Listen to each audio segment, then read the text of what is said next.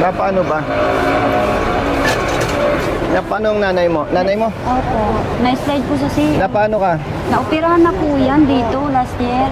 Na-infection Sige na, sige na. Tapos, ay kailangan operahan ulit. Tatanggalin yung bakal. Tapos yung may bakal, tatanggalin. dito po dalawa. Ibig sabihin, ilang buwan na kayong nakaganyan? Magdadalawa. 2 months? Magdadalawa na po dito. Kaiga. Hindi kami ina-admit. Hindi ma-operahan si mama pag Bakit yung daw? kulang namin na 45. Magkano yung kwentada na dapat bayaran kung ma-opera siya? Ano, 300,000 po yung lahat-lahat na. 300,000. Opo, bali yung kulang po, naayos ko na yung iba, bali yung kulang po is 45,000 na lang po. Sinong kausap mo sa loob? Yung doktor po ni mama, si Doc Victoria po, ay ayaw si mama operahan. Alam niya na ang kulang 45,000. Bali, 95 yun. Ngayon, nalakad ko sa DSWD, dinagdagan kami ng 50,000. Eh, ngayon, kulang na lang namin 45,000. Para ma-operahan. 2 buwan na kayo dyan. Opo. Kami lang siya pinakamatagal dito. Kayong Nahirapan. pinamatal. Saan kayo nangungubeta? Wala. Diyan, sa CR ng lahat. Eh, ayaw na Paano nga. siya nalakad? Ay, wheelchair po. Humiram lang po kami dyan sa luho. Ito paano po nakakalagad naman? Eh, sir, nahirapan na si mama, namamaga yun sa loob, yun na infection. Wala kami iba mahingian sir na tulong eh. Kasi yung ano ni mama, walang CPR daw, walang food, kaya hindi kami makahingi ng tulong. Meron na siyang GL. Ang bill, ang kwentada, 300,000. Ang kulang na lang, 45,000 para ma-opera. Ang gusto, buo. Opo, kasi hindi sa loob sir eh, na kaya nahirapan kami. Sa Pacific po, babayaran. Sa Pacific, halika kapatid. Halika. Grabe oh. Parang ang sarap magsenador, ano? Para ipaayos to, ano? Ganito ang Pilipinas.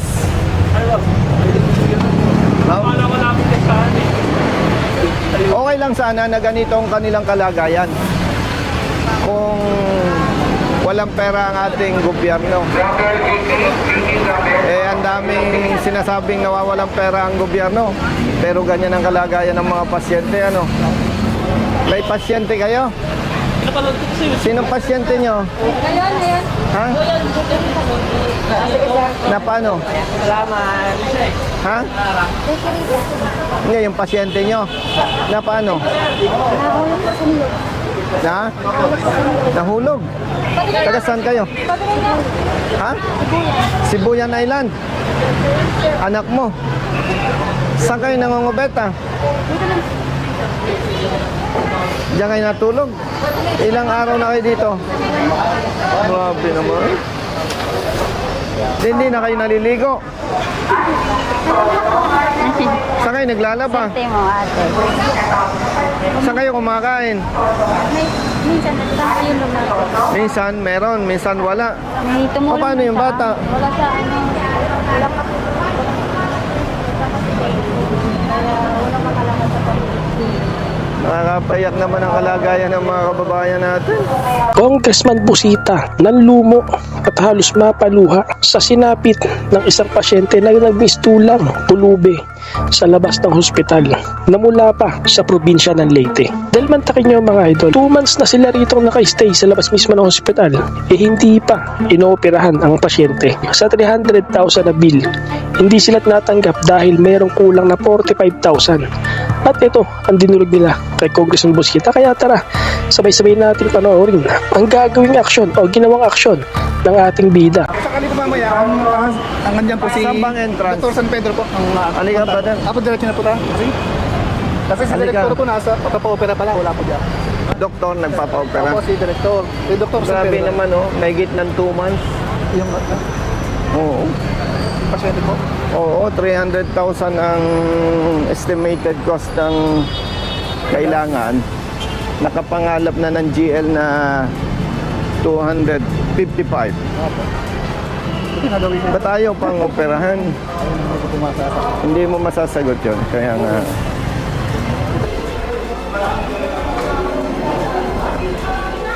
bro, sino ang doktor? Si Dr. San Pedro po.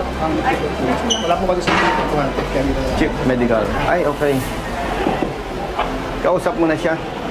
Dito na po siya. Ang abala po. Sa afternoon, Doc.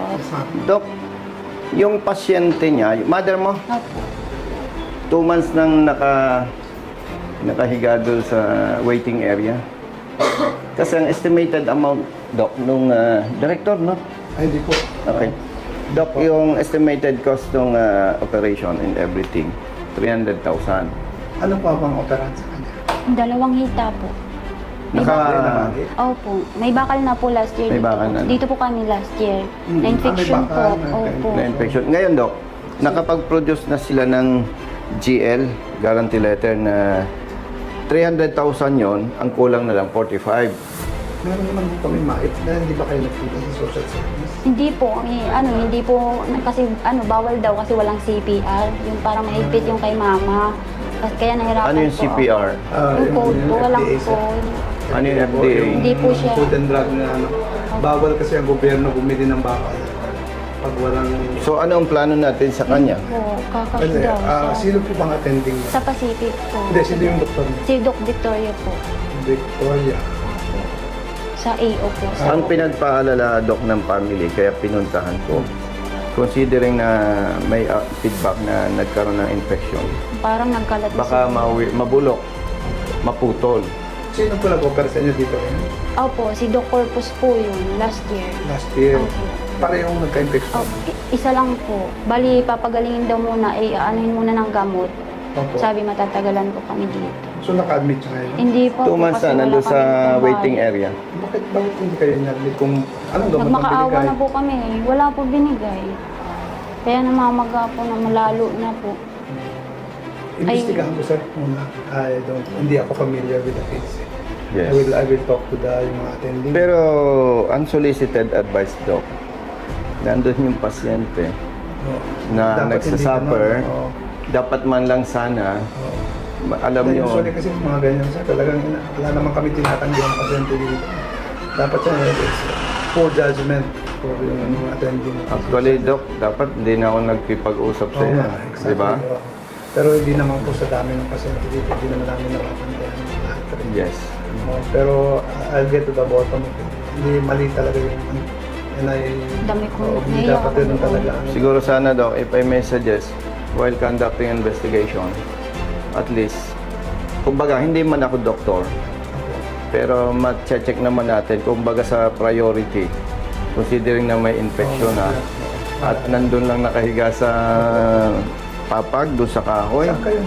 Sa Globan po kami. Pero saan Taga kayo- Tacloban, Leyte kayo. Opo. Saan kayo naka-stay ngayon? Diyan lang po kami. Simula Doon lang, dumating. sa may Nagbas kahoy. lang po kami galing sa Tacloban. Nagbas lang po kami galing Tacloban. Tapos, Tapos dito na po kami nagtira sa upuan. Doon sa upuan, hindi nyo alam, Doc. Baka gusto mo tingnan natin. oh, Kung pwede lang, para masaksihan mo yung Nahirapan po kami sa kalagayan. pagkain. Gusto namin magpa-admit. Ayaw naman ng doktor kasi kulang pa daw. Para masali kami sa pagkain doon sa loob. Actually, sobrang busy ako.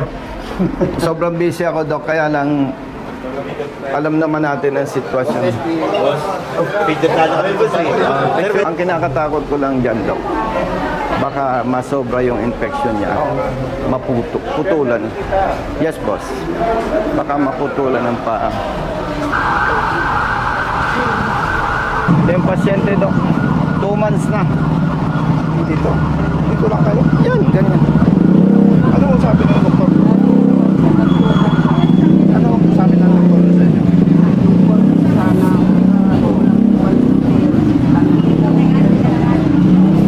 Ayaw guarantee letter.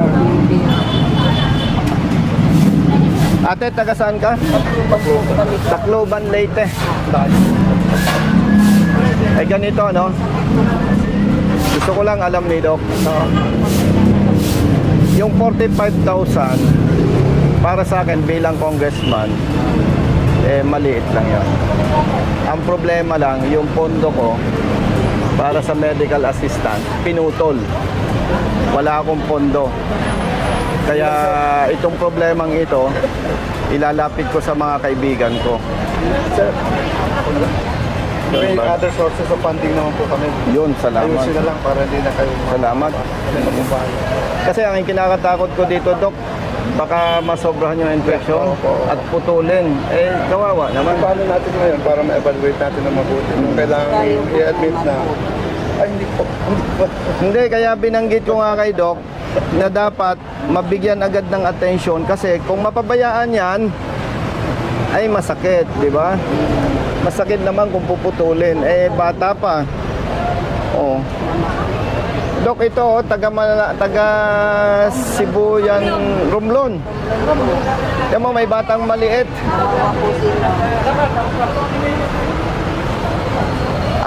Brother Jerwin, hindi naman tayo namumulitika, no? Pag naupo tayo sa Senado, ipa-priority ko ito. Kawawa, Dok, oh. Namin talaga. No? Taga Romblon. May batang maliit. Sino po yung pasyente? Ito, yung may pasyente nasa loob na ang masakit lang na parang hindi natin na makita.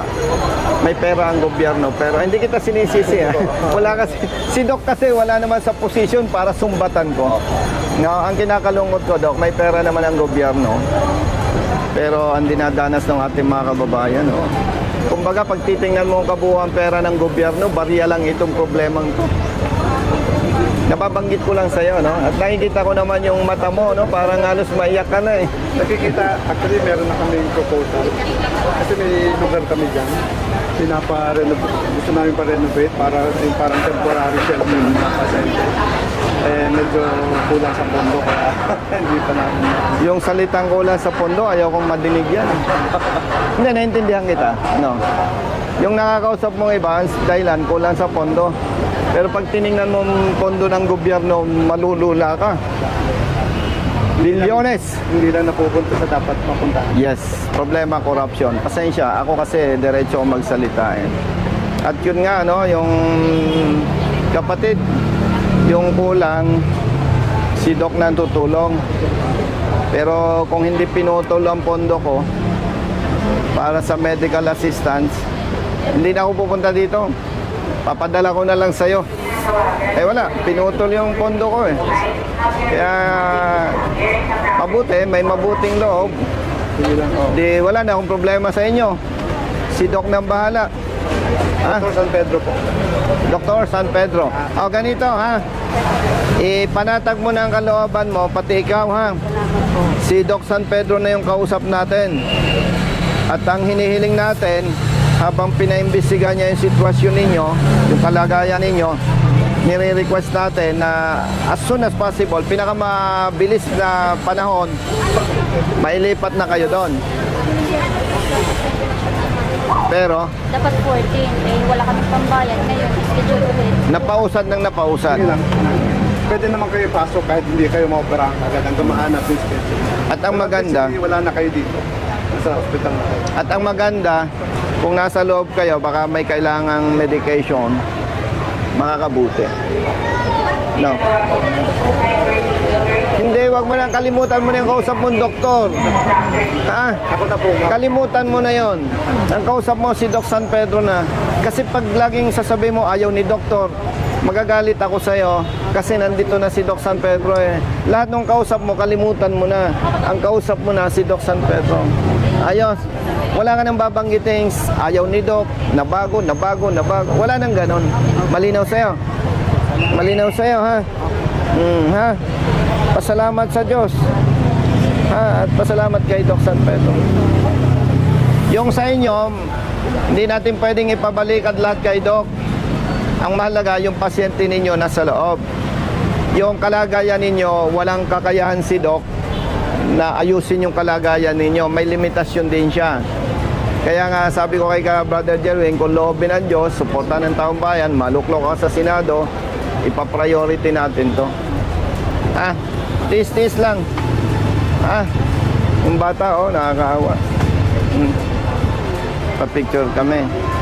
O sige, sama natin si Doc. Pero kayo, San Miguel Leyte. O, lilinawin ko, ha. Yung mga nakaraan, kung sino mang kausap mo, kalimutan mo na. Tapos na yon. Basta ang kausap mo, si Doc San Pedro. Okay? May number naman ako sa'yo. Kumustahan na lang. Panatag mo ng kalooban mo. swerte mo, natsyempohan natin si Doc San Pedro. Okay? Ha? Sige. May hanap buhay ka ba bago ka nadala dito? Sa bahay na. Ay, ikaw. Nag-aalaga. Sige. Binibigyan lang sa akin pagkain. May nagbibigay. Pag nagbigay ako, baka makasuhan pa ako ng Comelec. Ano? Nakakatakot ang Comelec eh. Ang Comelec, makapangyarihan eh. No, baka malasin. Pasensya na ha. Okay lang. Ganito, pagka may advice na si Doc, pwede na kayong umuwi ng Tacloban Leyte, San Miguel Leyte. Ha? Dito na po. Hindi, huwag niyong problemahin yung follow-up. Pag sinabi ni Doc, pwede na kayong umuwi. Tawag kayo sa office ko. Problema ko na kung paano kayo ipapahatid sa Leyte. No? Ha? Okay na. Balitaan niyo ko. At ipapahatid ko kayo sa Leyte. Gusto mo sa barko, sa aeroplano? O sige, aeroplano. O, sige. Sige. Tapos na yung mga kapalpakan ha. Si Doc San Pedro ng bala. Okay. Doc, salamat. Chat mo lang ako, Yes. message. Hindi sana ko ng tulong para sa father ko po kasi kailangan din po operation na ngayon. Operation. Opo, para din sa ano yan. Pinauwi Magkano? ko muna kasi nasa 180,000 po yun. Ganito ha. Kailangan po kasi talagang ma-operahan. Magiging matapat ako sa iyo ha. Pinutol sa Kongreso ang aking pondo. Ibibigay ko sa yung number ko. Hihingi tayo ng tulong sa iba. No, wala akong pondo eh. Pinutol ang pondo ko. No? Sige sir. Hindi ko na ikukwento sa iyo kung bakit pinutol ang pondo ko. Secret. O, akin na yung telepono mo. Sige po. Ito sir, kunin ko na. Ayun, kay boss. Sige. Yung akin na. Yung number nyo na. Nasaan ang father mo? Nasa bahay po ngayon. Kasi Taga saan ka? Taga Taguig pa po. Tagig. Opo. Hindi naman halata sa yung stress ka. Kasi Kasi ayaw kong i-ano kay Doc, may problema pa kami doon. galing po kasi kami na dito no last week. Pinauwi muna kasi kami. Anong operahan siya? Ito po yung sa ano niya, binti niya. Na paano? Nagkaroon din ng bali yung buto po. Kailangan din po ng ano ng bakal. Yung sa buto niya. 60 years old na po po. May lusbus pa siya. Kailangan, hindi na operahan kasi nga, apekado yung sa ano niya. Ganon? Opo. Kaya kailangan talagang, Akin na na. Brother Jerwin, picturean mo at manghihingi tayo ng ibang Yes sir. suporta sa ibang sir. mga kaibigan. kailangan po kasi siya ma-operahan na. Hindi, basta usapang opera, mas maaga, mas maganda. Ano, Doc? Si Doc San Pedro. Good afternoon po. Yan. I-text mo ako ha. Okay po. Sige po. Save ko na lang po. I-text mo ako, hingi tayo ng tulong sa ibang congressman ha. Yung hindi naputol ang pondo ha. Sige sir. Kung hindi naputol ang pondo ko, bukas okay na yan. Ingat po kayo. Kasi, ano po ha? I-update ko po kayo. Tumatanggap ako ng tawag 24/7. Just in case. I have your number sir. Yes, I'll update you. Thank you po. Thank you, Doc. Nabawasan ako ng problema.